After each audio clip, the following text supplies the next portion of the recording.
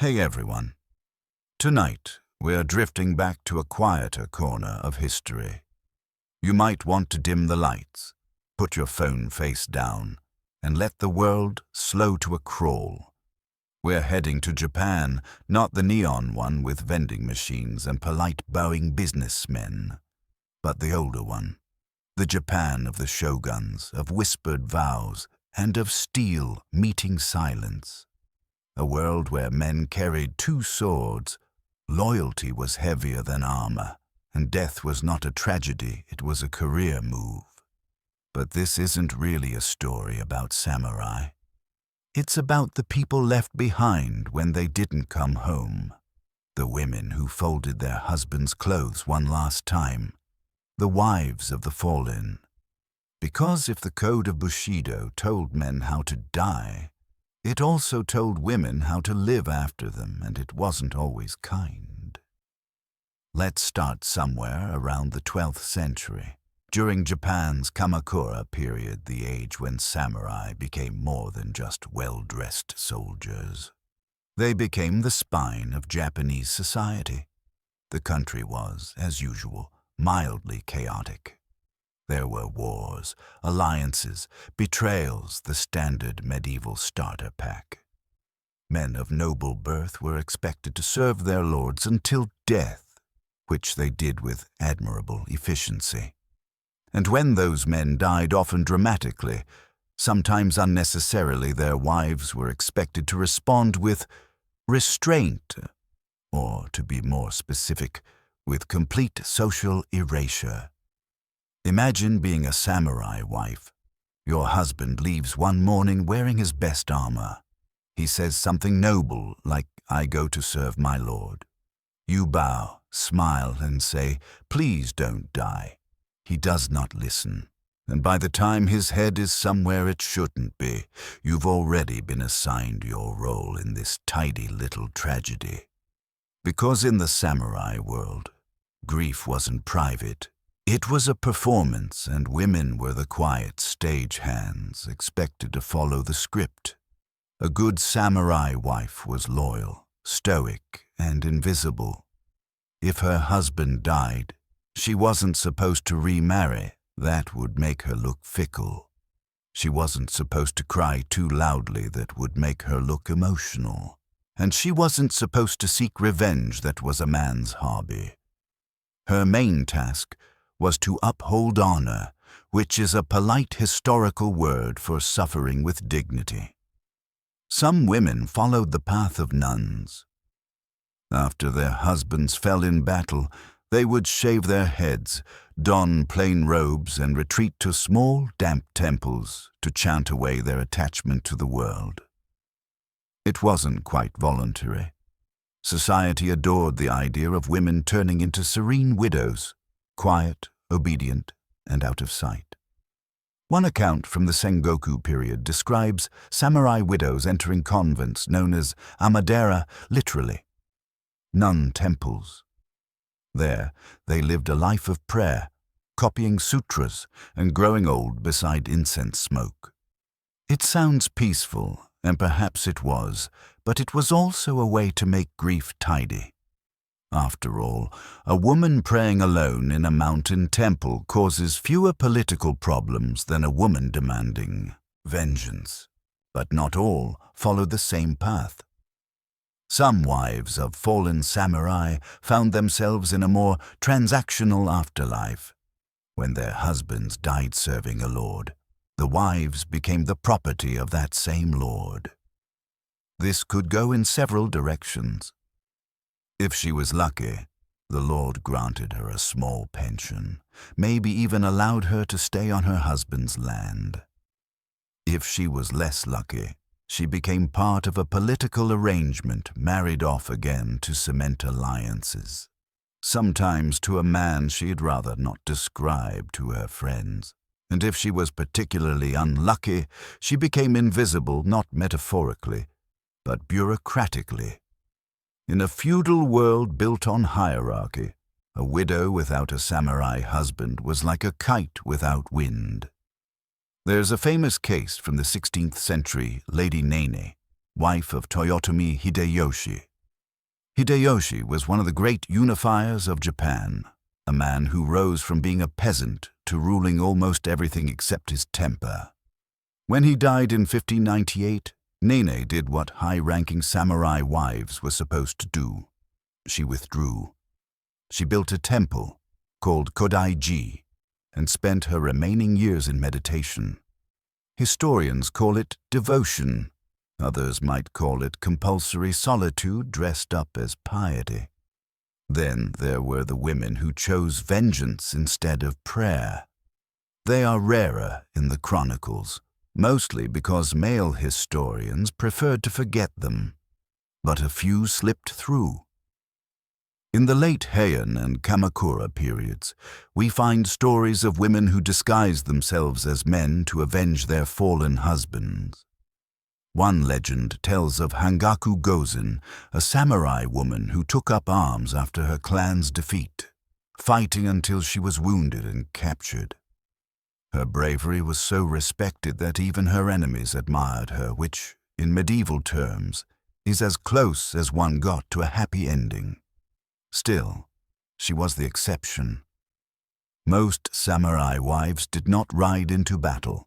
They managed the household, educated the children, and preserved the family's name in a society that rewarded silence. Let's drift for a moment into the world inside a samurai home. It's night. The paper walls breathe with the wind. Somewhere outside, a bamboo fountain clacks softly, marking time. Inside, a woman kneels before a small altar, arranging her husband's armor. It's not meant to be worn again. It's meant to remind her what loyalty looks like, polished, heavy, and gone. By the Edo period, from the 1600s onward, Japan entered a long, rather peaceful nap under Tokugawa rule. Wars dwindled, but the code of Bushido lingered like incense. Samurai became bureaucrats with swords still proud, but mostly filing paperwork. Their wives were expected to embody the same ideals of restraint, even though the era of dying in battle had mostly passed. Manuals like Onna Daigaku, Greater Learning for Women, spelled out the rules. A wife must obey her husband in all things. If widowed, she must live quietly, avoid vanity, and dedicate her heart to his memory. The text didn't specify what to do with the loneliness. It's easy, from our perspective, to find it tragic, but to them, it was structure a moral map of how to keep chaos at bay. Honor was not about happiness. It was about holding one's place, even in grief. Still, there were cracks. Some widows used their new solitude to gain subtle power. They managed estates, controlled finances, or raised sons who would inherit command. Behind the paper walls of obedience, they ran the machinery of the clan. Because if there's one thing history never quite manages to suppress, it's competence. Now, not all of these stories end in temples and tears. Some are surprisingly pragmatic.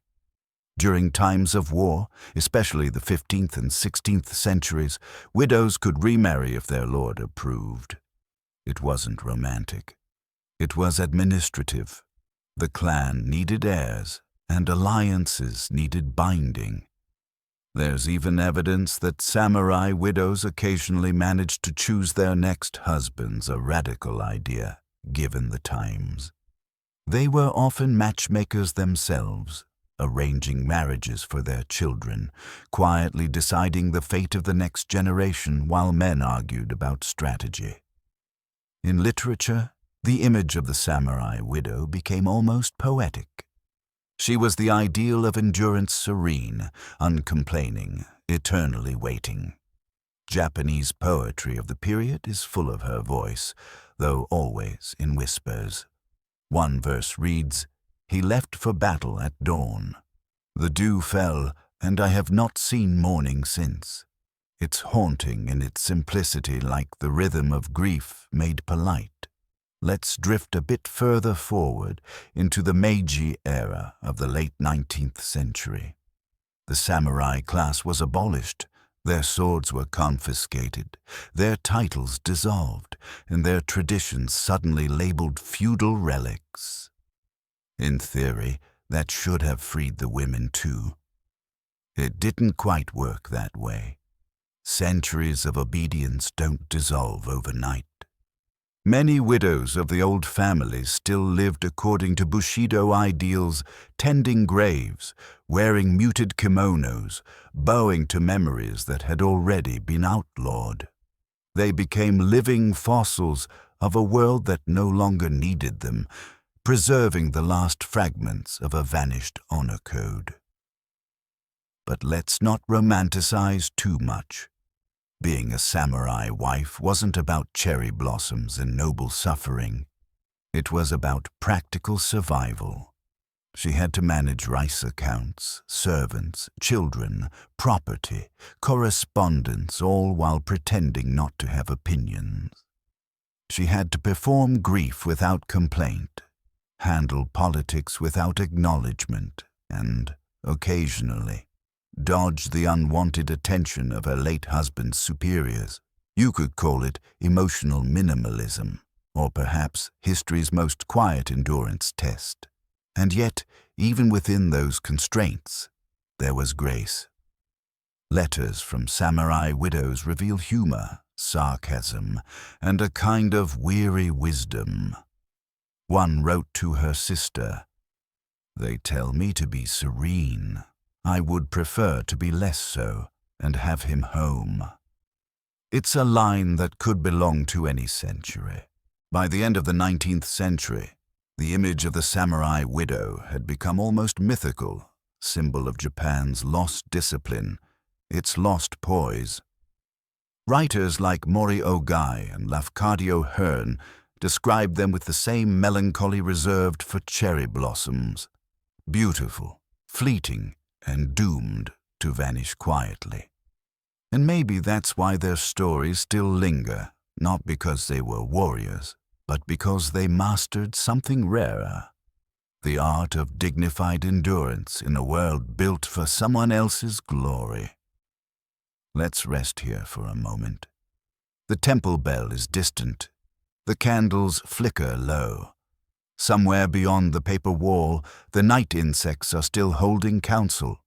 The samurai are long gone, but their wives, or at least the quiet ghosts of their devotion, never really left. They're still there in every story about loyalty and loss, still waiting by the window for a man who never comes home. Part 2. What happened to the wives of fallen samurai? Hey again.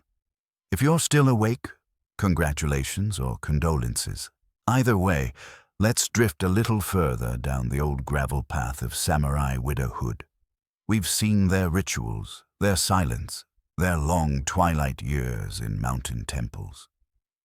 Now, let's ease into the subtler corners of their world, the practical, the political, and the quietly absurd.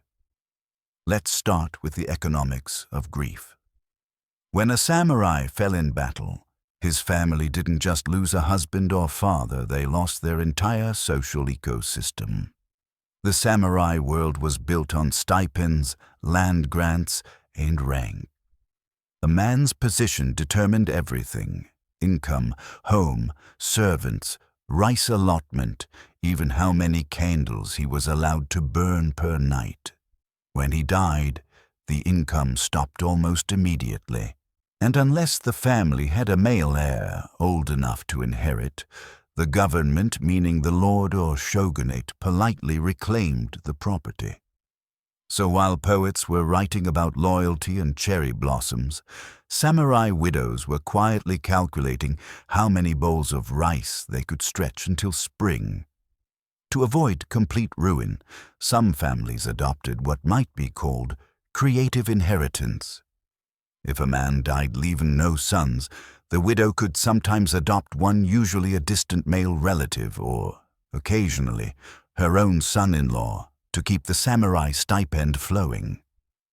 This practice, known as muko-yoshi, essentially replaced the deceased husband with a convenient male stand-in. The adopted heir would take the family name, perform the rituals, and receive the pay while the widow maintained her role as household matriarch. It was a practical form of resurrection. Legally, the husband was gone. Economically, he lived on.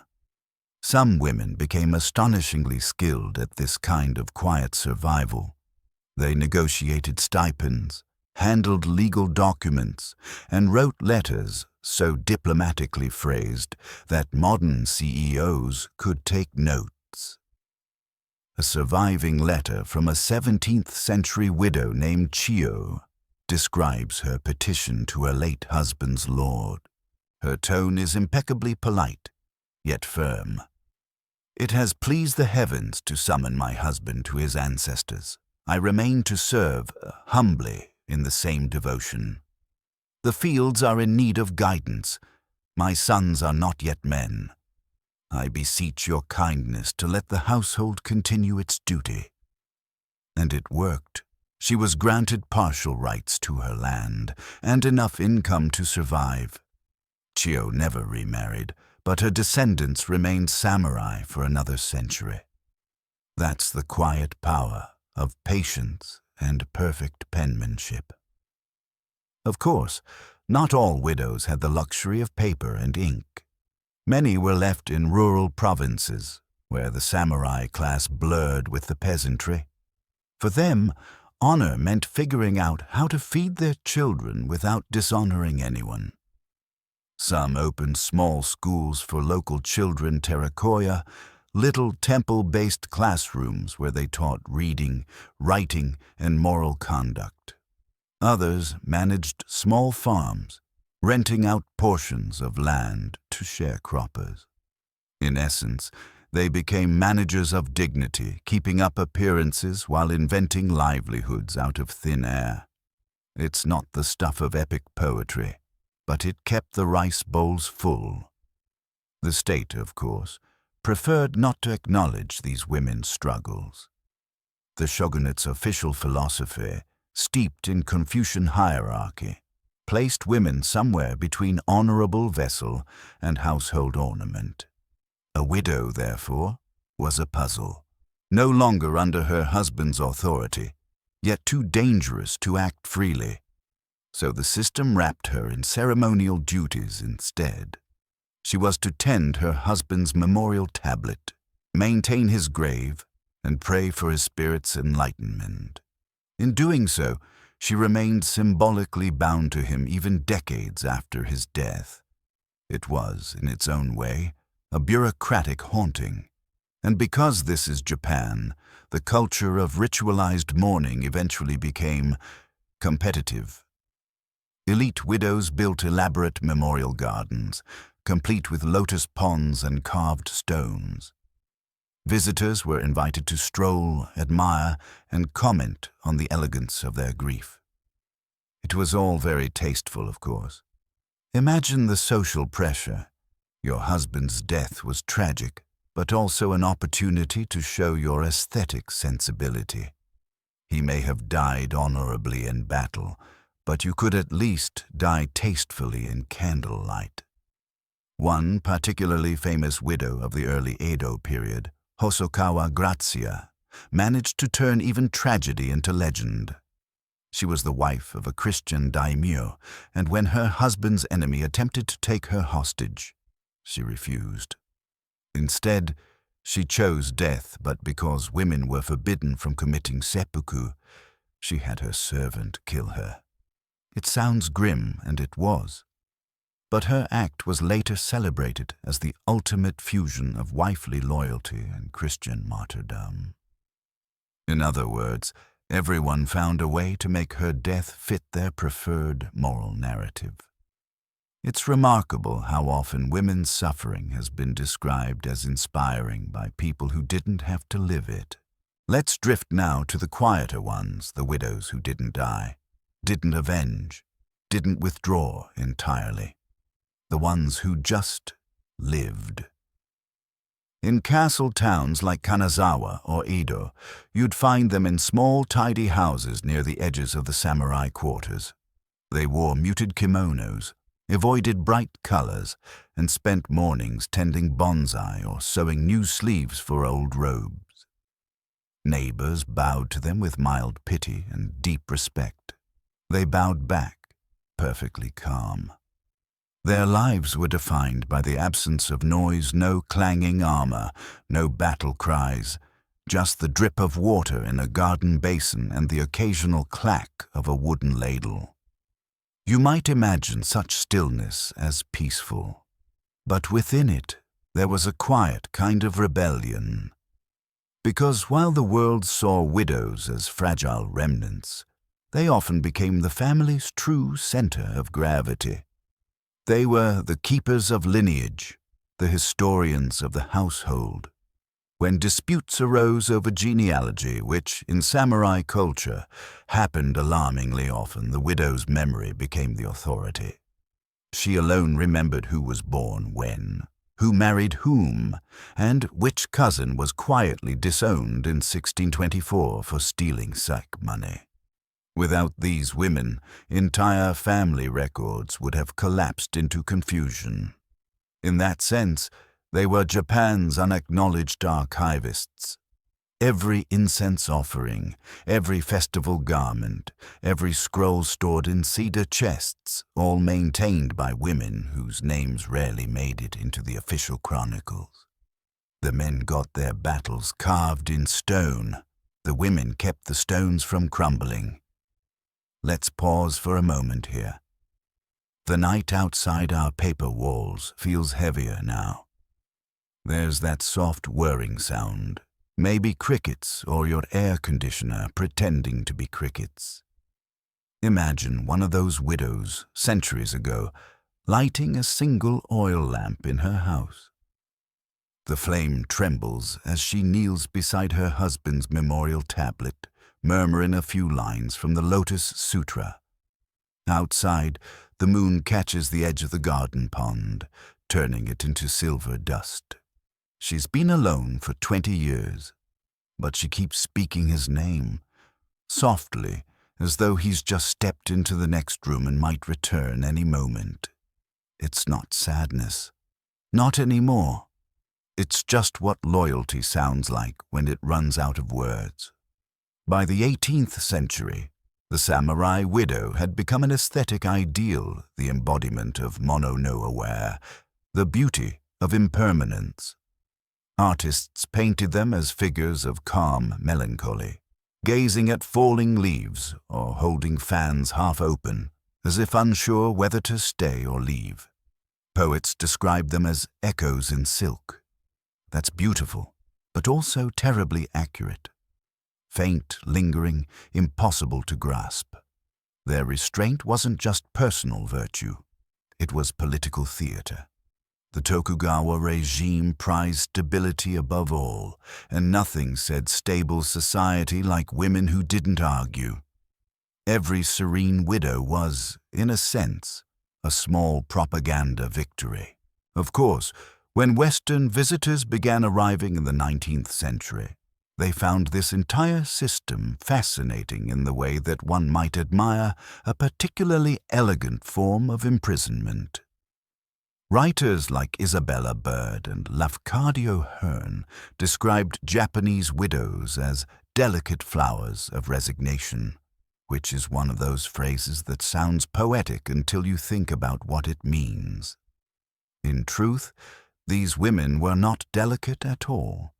They were resilient, pragmatic, occasionally sarcastic, and entirely aware of the absurdity of being praised for enduring conditions no one else wanted. If you ever read their surviving letters or poems, that dry humor surfaces.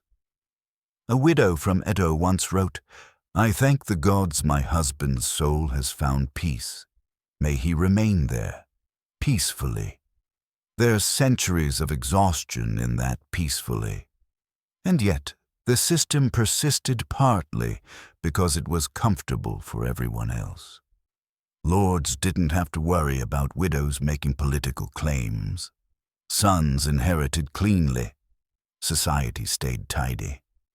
It's remarkable how often entire moral codes are built on the convenience of those at the top.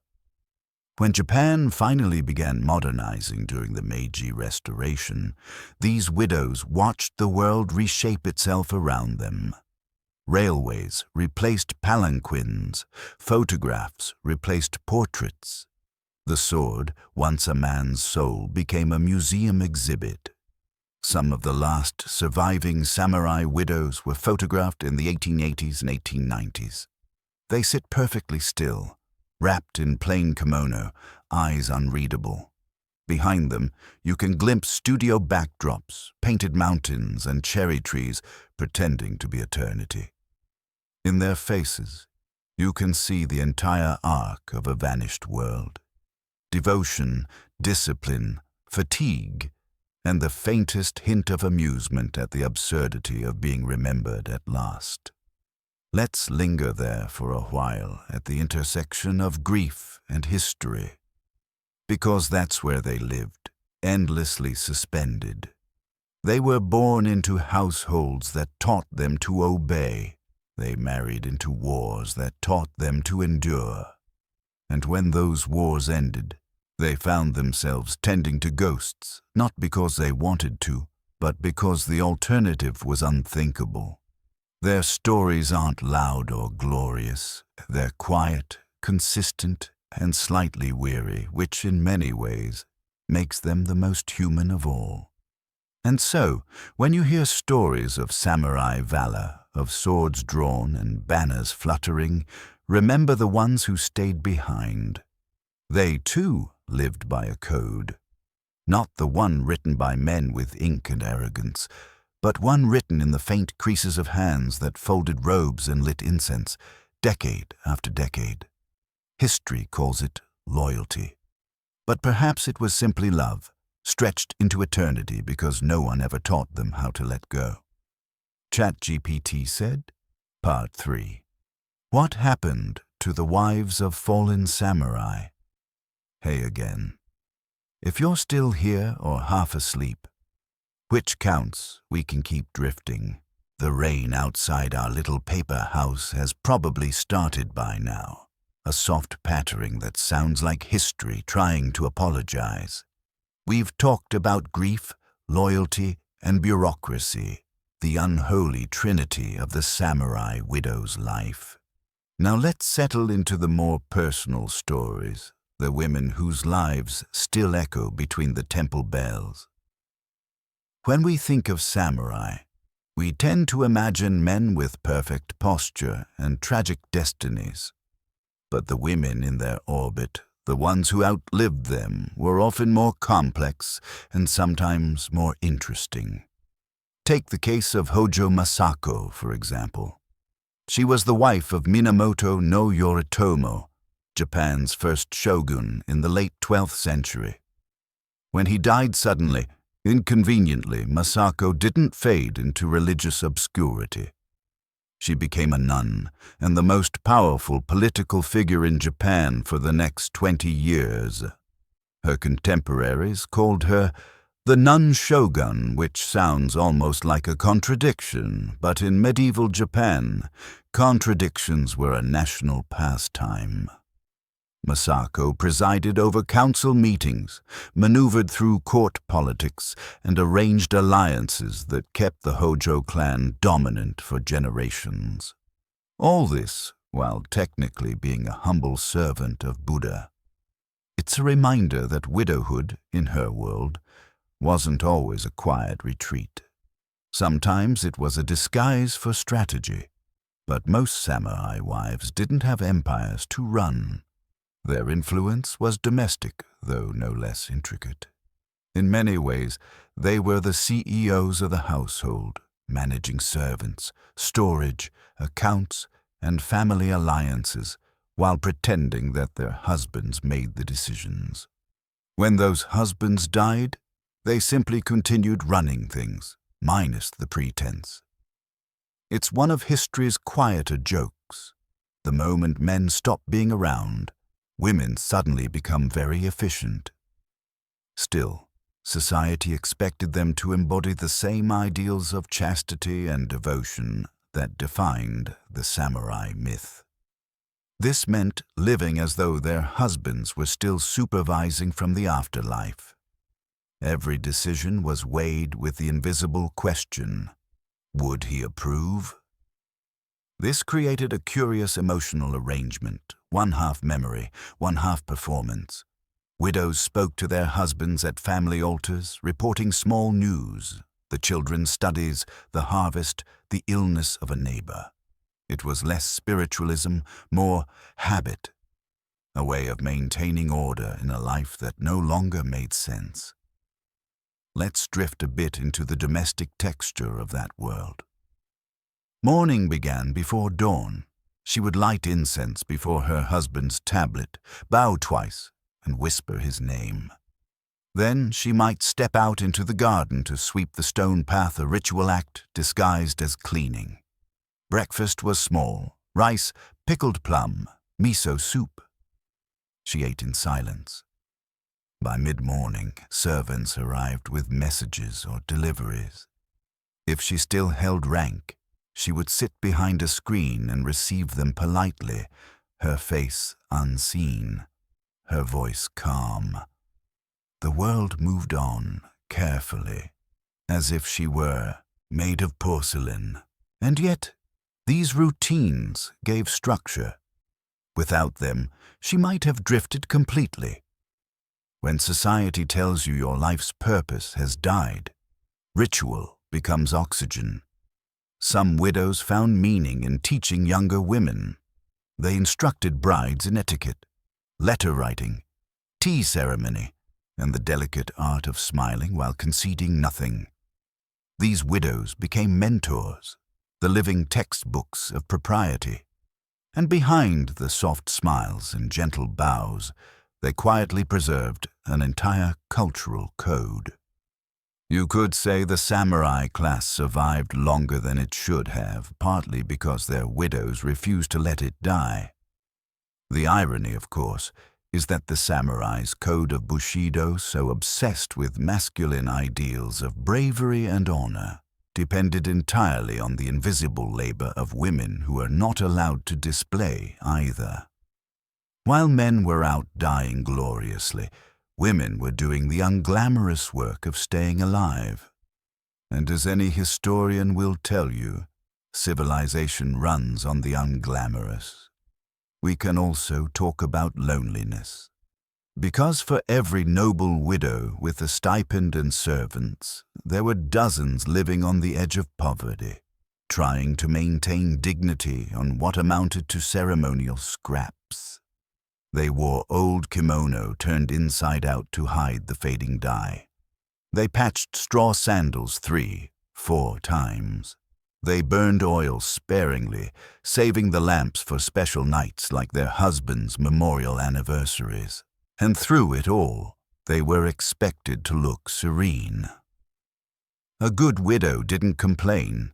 She merely existed gracefully, like a painting of endurance hung on a wall no one dusted anymore. But every so often, we glimpse a crack in that composure. A poem by an anonymous widow from the Edo period goes like this. In this long night, I hear the rain fall on the roof, each drop a step of one who will not return. It's not grand, it's not dramatic. It's simply tired, which is, in many ways, the truest sound of grief. Let's wander sideways now into the folklore that grew around samurai widows.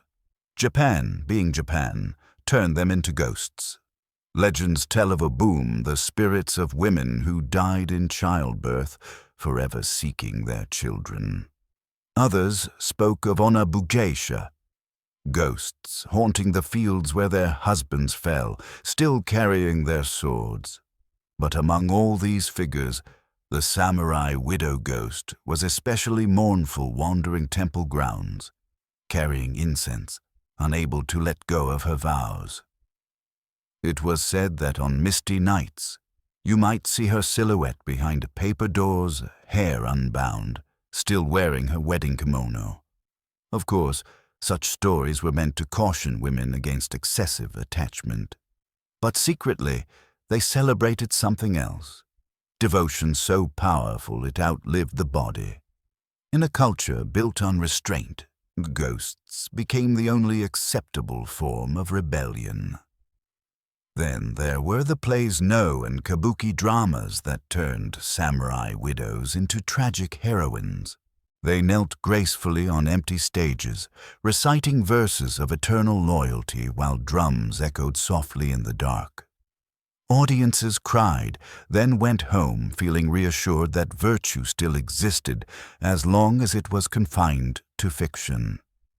The most famous of these is Atsumori, based on the Heike Monogatari. A young warrior dies in battle, and years later, his slayer becomes a monk.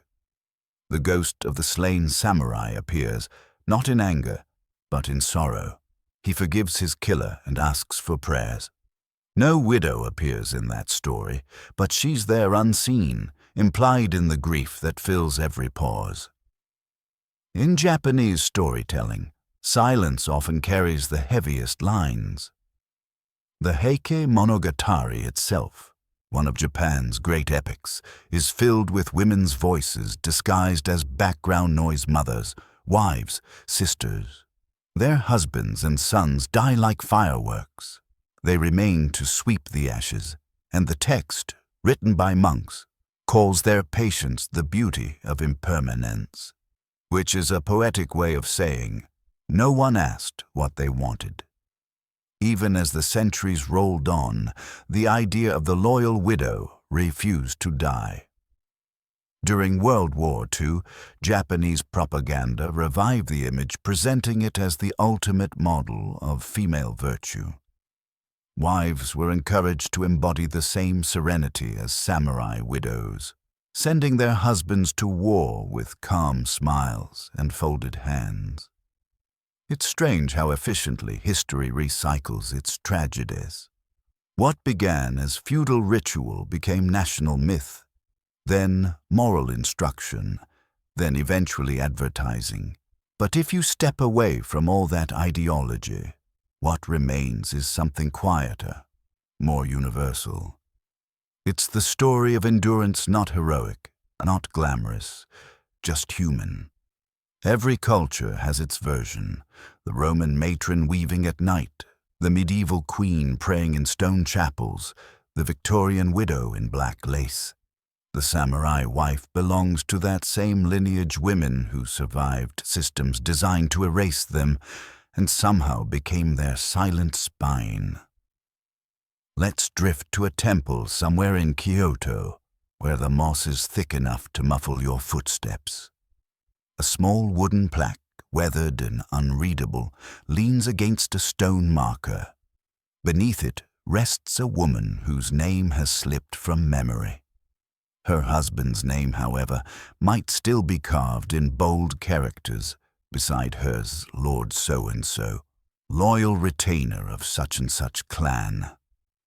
No one leaves flowers anymore, just the occasional tourist with a camera, wondering who she was. But if you listen closely to the wind through the bamboo, to the steady rhythm of the rain, you might hear the faint rustle of fabric, a breath, a sigh. Not haunting, just history, settling itself back to sleep. And so, in the end, what happened to the wives of fallen samurai?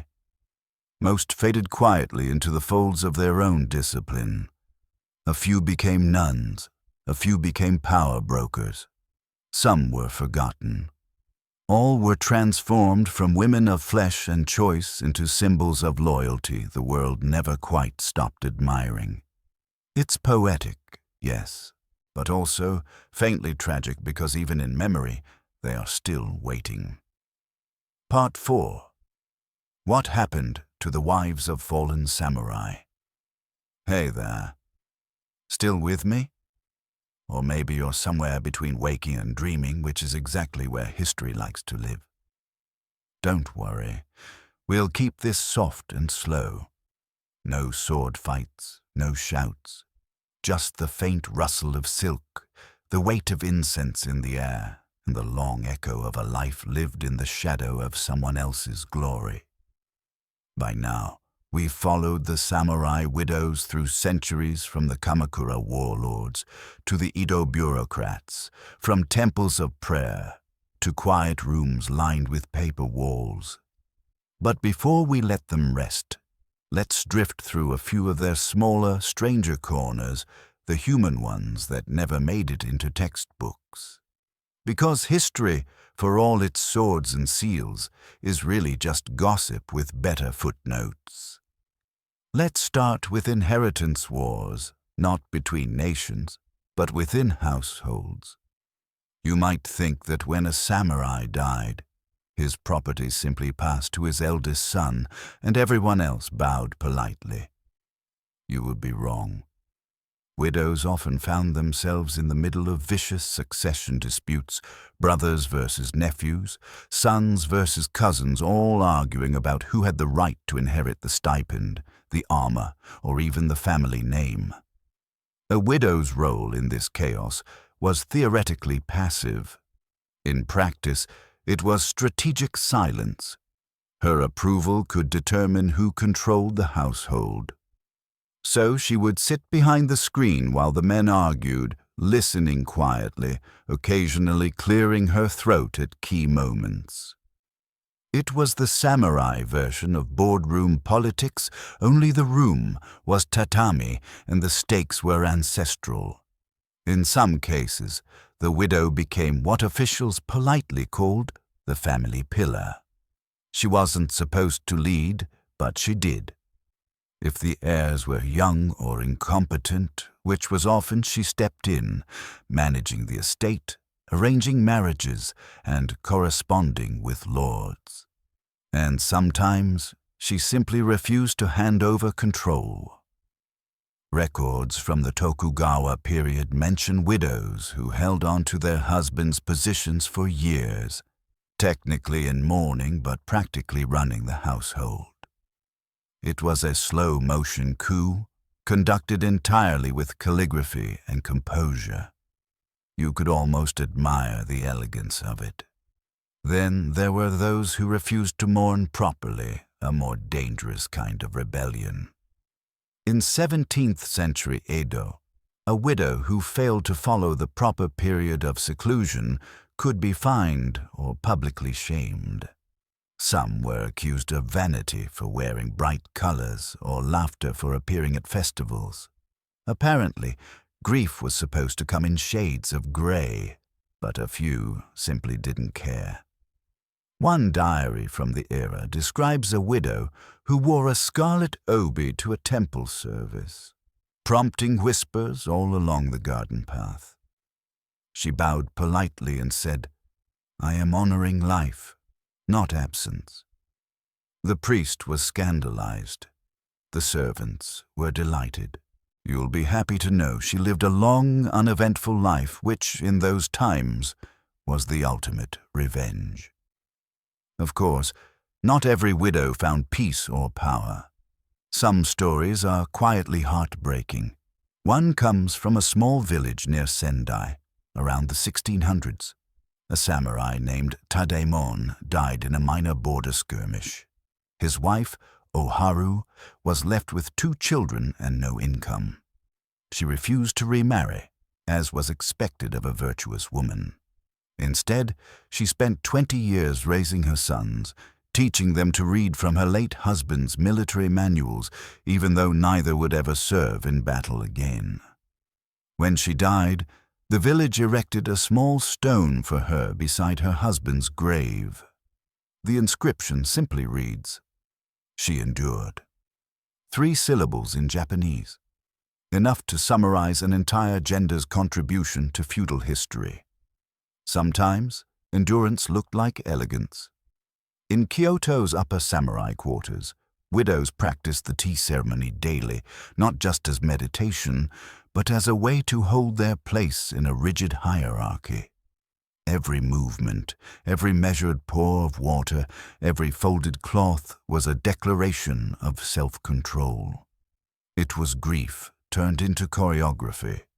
Guests would visit and say things like, how composed she is, and she would bow perfectly, while inside wondering how much longer she could afford charcoal for the brazier. Let's pause here and look at something a little more mundane. Hair. When a samurai wife became a widow, she was expected to shave her head or at least cut it short as a sign of renunciation. But fashion, as always, found loopholes. By the late Edo period, many women simply pinned their hair under scarves, creating a neat illusion of austerity while still maintaining style. Some even dyed their hair white or silver early to appear more serene. It was mourning as performance art, grief with a stylist. And really, what could be more human than turning tragedy into an opportunity for subtle innovation? The poetry of those years shows the same quiet adaptability. In countless short verses, widows described their daily lives not as suffering, but as rhythm. Here's one. Morning frost melts. Still, I sweep the garden path, he would have liked it. That's all. No drama. No grand statement, just the soft sigh of continuity. If Bushido was the art of dying well, then widowhood was the art of continuing politely. Let's move toward the late 1800s, now the Meiji Restoration again, when Japan decided to become modern with the speed of someone tidying before guests arrive. The samurai class was officially abolished in 1876. Their stipends disappeared, their swords were banned, and their titles replaced with Western-style uniforms and hats that looked suspiciously like upturned bowls. The widows, of course, didn't have uniforms. Many found themselves adrift. Their sons joined the army, became clerks, or emigrated to new industrial towns. Their daughters married into merchant families.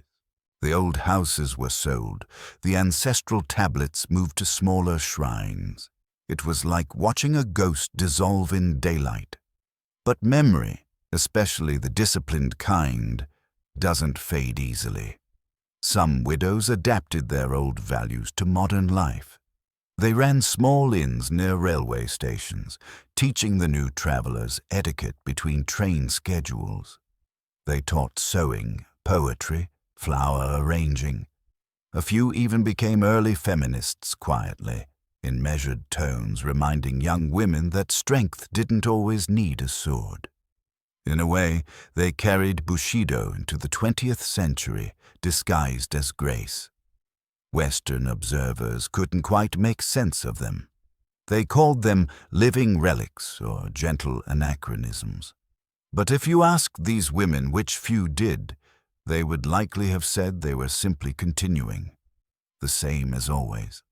Because if your entire life has been about maintaining order, change feels like another form of duty. Let's take a breath. Outside, the night is quiet again. You can almost hear the faint knock of bamboo against stone, the old garden fountain marking time, just as it did centuries ago. Imagine one of those widows, now in her 80s, sitting by a small lamp, looking at a faded portrait of her husband in armor. The glass is cracked. The paint has flaked.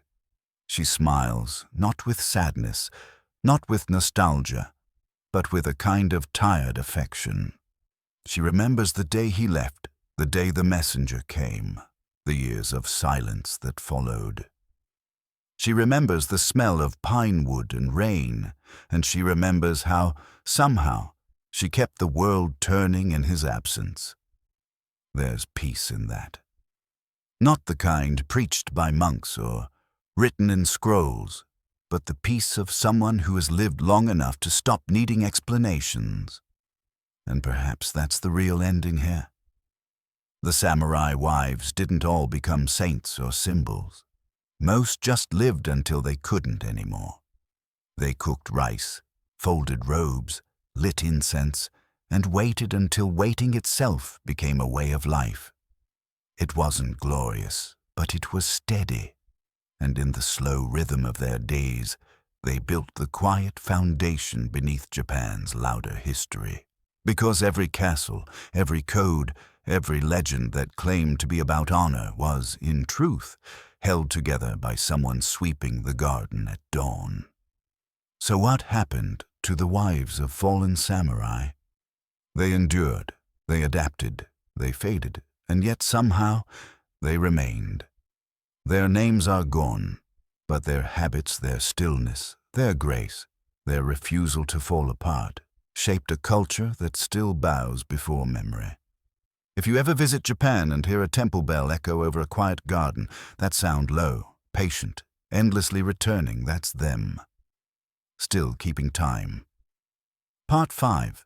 Wind Down Reflection, the Quiet Legacy of Samurai Wives. Hey, still awake? If you are, that's fine. If you're not, that's fine too. Either way, let's settle into the quiet part of the night, the one where the story stops trying to be a story and just becomes a kind of background hum. We've wandered through centuries tonight over battlefields gone silent, through temples heavy with incense, and along the narrow corridors of houses that don't exist anymore. We've met women who bowed, who waited, who prayed, who managed the impossible task of keeping life moving while the world demanded stillness. And if there's anything their history whispers, it's that survival rarely looks heroic while it's happening. It looks like repetition. It looks like lighting a candle every evening because yesterday you did and tomorrow you probably will. It looks like knowing the world doesn't see you and deciding to keep going anyway. When we say samurai, we think of armor, courage, sacrifice. But maybe the truer version of that code lived not in the men who died for it, but in the women who lived under it and somehow outlasted it. Their loyalty wasn't loud, their endurance wasn't written down, but the quiet has its own kind of permanence. Maybe that's the real Bushido, not the art of dying well, but the art of continuing gracefully. So, as you drift toward sleep, imagine them again. The paper lantern dimming in a wooden house, the scent of pine smoke curling upward, a woman kneeling in the half-light, whispering a name no one remembers and smiling just a little. Because she knows what we're only starting to learn, that history doesn't belong to the loud or the triumphant or even the brave. It belongs to those who keep the lamp burning after everyone else has gone. Good night, and may your dreams be quiet.